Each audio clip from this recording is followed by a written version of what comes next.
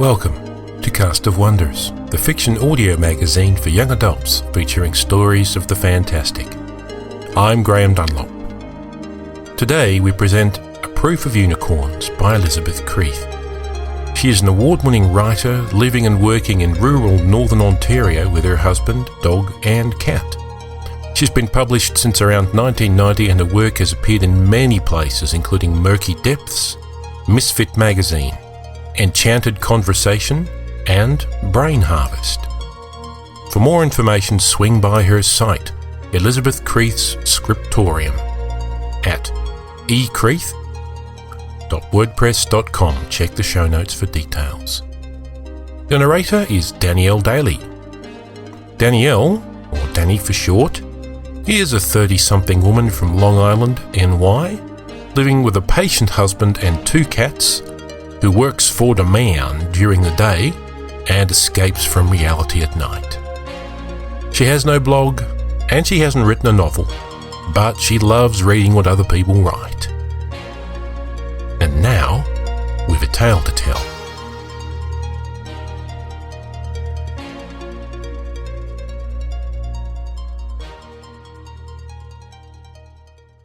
A Proof of Unicorns by Elizabeth Creeth. The library, though small, was a bright, airy room, well lit by two wide windows on one wall, and inclined to clutter and a sifting of cat hairs on the two comfortable armchairs. It was Hazel's favorite room in the whole rambling farmhouse. The young man sitting across from her, who 15 minutes earlier at her door had introduced himself as Robert, didn't seem to notice his pleasant surroundings, or his comfortable chair.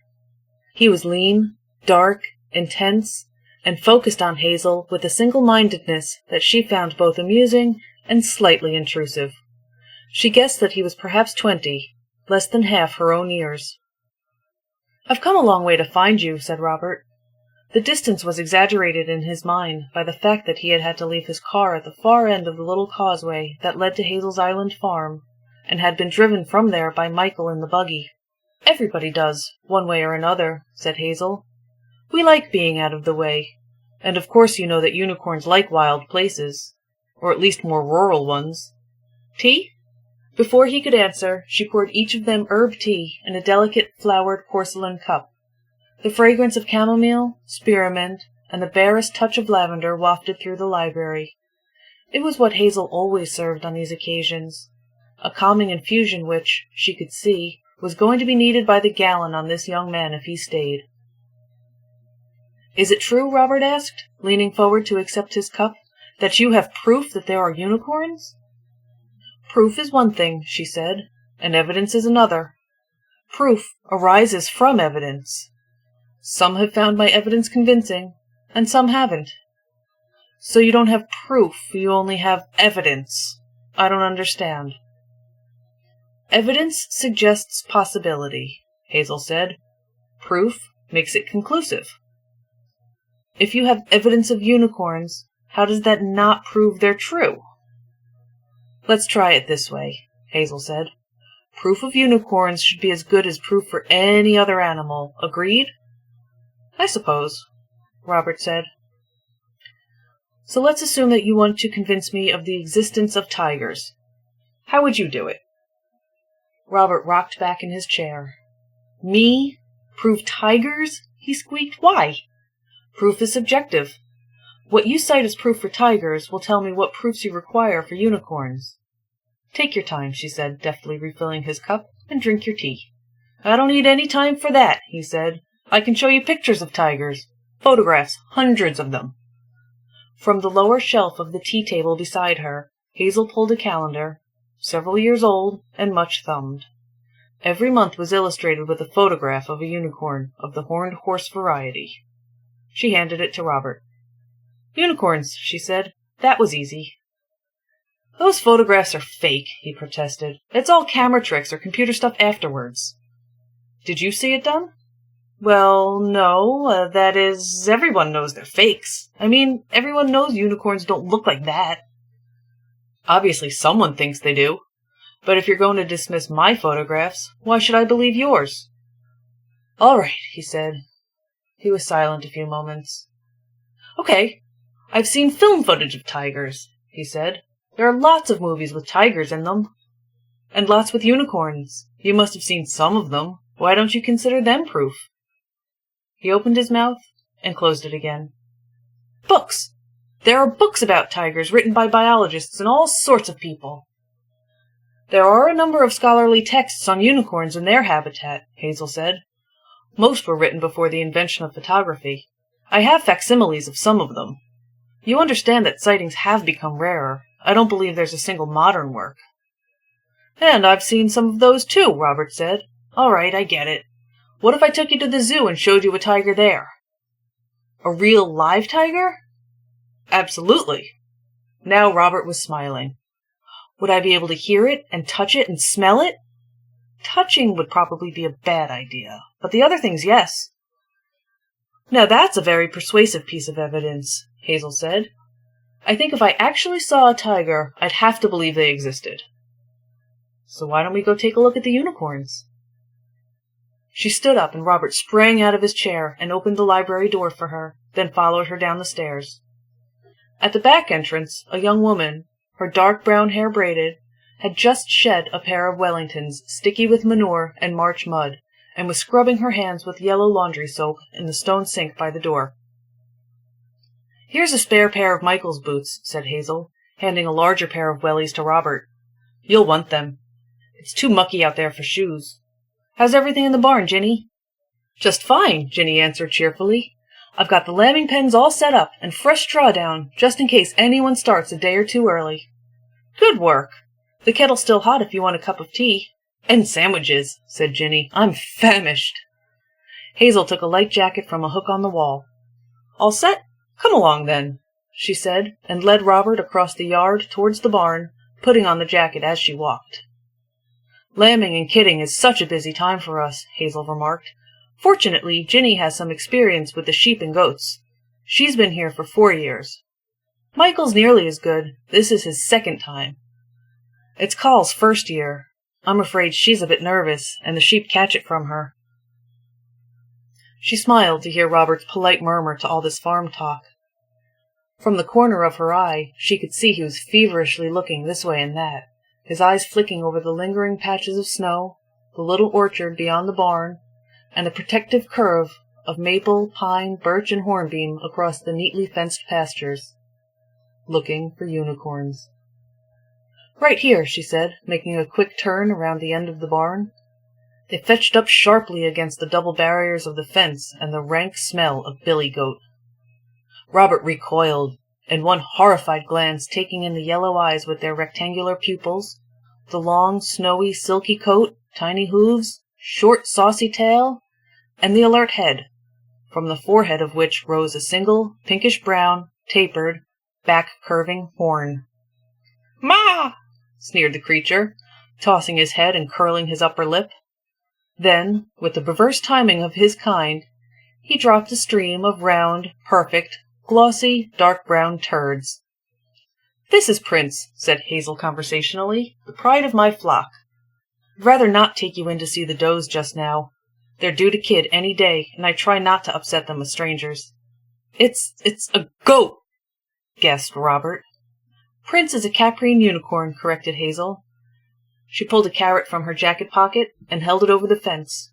Prince nibbled delicately at it, his eyes fixed on Robert. "That's not a unicorn," Robert said. "Oh?" said Hazel. "And why not?" "It's too small. It doesn't look anything like a unicorn. It smells. And look at it, living in a pen, eating carrots." Hazel reached into her jacket pocket again and brought out a paperback book covered in a brown paper wrapper. "This is a translation of a medieval bestiary," she said. "You might call it the biology text of its time. There were many more sightings then, of course, and they were much more familiar with unicorns than we are now." From the breast pocket of her shirt, she took a pair of glasses, expertly flipped them open one-handed, and put them on. She paged through the book a moment. "Here it is. He is a very small animal like a kid," she read, "excessively swift, with one horn in the middle of his forehead, and no hunter can catch him. Sounds suspiciously like a breed of goat to me." She flicked the pages again and read, The Monoceros is a monster with a horrible howl, with a horse-like body, with feet like an elephant, and with a tail like a stag. A horn sticks out from the middle of its forehead, so sharp that whatever it charges is easily perforated by it. This entry also repeats that the Monoceros cannot be caught, only killed. Now look, she continued, pointing to Prince munching on the last of his carrot. Single horn. Kid-like, small, swift. Stag-like tail. And, depending on your skill in the terrain, just about impossible to catch. She removed her glasses and tucked them back into her pocket. Why do you say this is not a unicorn? She asked. You know why, Robert shouted. Does it know if someone's a virgin? Does its horn detect poison? No, I'm afraid Prince has neither of those abilities. So it's not a real unicorn. It's just a one-horned goat. Hazel raised the book and tapped it with her forefinger. In here, she said, I can show you the passage about a unicorn recognizing a virgin. I can also show you where it says that elephants sleep leaning against trees, because if they lie down, they can't get up. In here, it says that you can steal a tiger cub from its mother by throwing a mirror down in front of her. She'll think her reflection is her cub, and the hunter will get away. Tell me, Robert, will your tiger at the zoo think its reflection in a mirror is its cub? It's not the same. It is the same. Anything else is just fuzzy-minded, sentimental thinking. Robert, Prince here is a unicorn, just as your big cats in the zoo are tigers. Even unicorns had to be based in reality, just like the tiger of the bestiary. Do you enjoy doing this to people? This, he pointed at Prince, is not a unicorn, and you're a fraud. Without another word, he turned and walked as rapidly as he could around the corner of the barn and across the yard to the house. She saw his hand go to his face once, as though he might have been wiping away tears. As he slammed the door to the house behind him, a tall, blond young man of about the same age came out of the barn, a rag and a bridle in his hands. He looked after Robert, then turned to Hazel.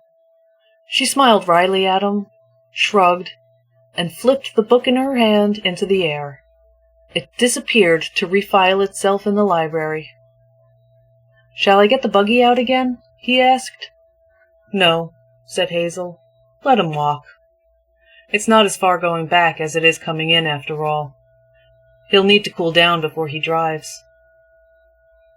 She walked over to the barn door, and Prince followed her along the fence, curling his long lips at her. Hazel fished out another carrot out of her pocket and leaned on the fence to feed it to him. "I hoped he'd pass," said Michael, rubbing at the cheek strap of the bridle. "Another guy would be company." "I know," said Hazel. She winced as the farmhouse door slammed again. "I'm going to have to replace those hinges, I think." "I can do that after I get the harness cleaned," Michael said. "Thanks, but I can handle it." She took the bridle and rag out of his hands. "Look, why don't you go spend some time with the other ones? You're here because of them, after all." "Yeah, I think I will." Michael started across the fields towards the woods. Hazel finished cleaning the bridle and hung it up in the barn. As she came out, a short, brown-haired girl peeked around the far corner of the barn and said, "Did the new guy work out?" Hazel shook her head. "Is he gone?" "Yes, it's safe." Call skipped around the corner of the barn and walked towards Hazel, trailed by an animal which bore the same resemblance to Prince that gold does to brass. The white silky coat glowed. The tiny, delicate hooves seemed hardly to touch the ground. The fine mane and the thick tuft of hair at the end of the long, slender tail stirred with the breeze of the unicorn's movement, and the pearly spiral of its horn rose straight from its elegant forehead. The fine, dark eyes were full of intelligence and affection. Even Robert would have called it a real unicorn. They came to stand beside Hazel, the unicorn circling carefully to keep the girl between them. Call stroked the silky neck and rested her hand on the unicorn's back. "I still miss being able to pet them," Hazel said. "I guess it's a compliment that they'll trust me near them at all." They should trust you, Call said. You're the one who's made them this sanctuary. You're the one teaching us about them so we can keep them safe too. Yes, I know, but I still miss being able to pet them. She handed Call a carrot, and the unicorn nibbled at it as delicately as Prince ate his. Too bad for Robert, Call said, although Prince really is a shock. What if he'd come in the fall like me? Prince is really smelly then. He's supposed to be a shock, said Hazel. He's a test. The unicorns don't need gawkers and curiosity seekers. They need people who can see things as they are, learn them and know them and protect them. And I remember what you said when you saw Prince. After I stopped gagging? Yes, I remember too. I said if these were all the unicorns there were, I'd better learn about them. Even the bestiary describes two kinds. I never told Robert that these, Hazel said, waving at Prince, were all the unicorns there were. Ginny's making sandwiches. Let's go have lunch.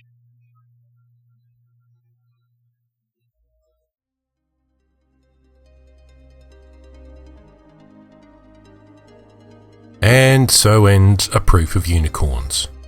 I never knew you could keep unicorns in a barn. Cast of Wonders is released under a Creative Commons Attribution Non-Commercial No Derivatives license, so you can share this story with as many people as you like, but you aren't allowed to change it or sell it. Join us next time for Damnation by Chris Stamp.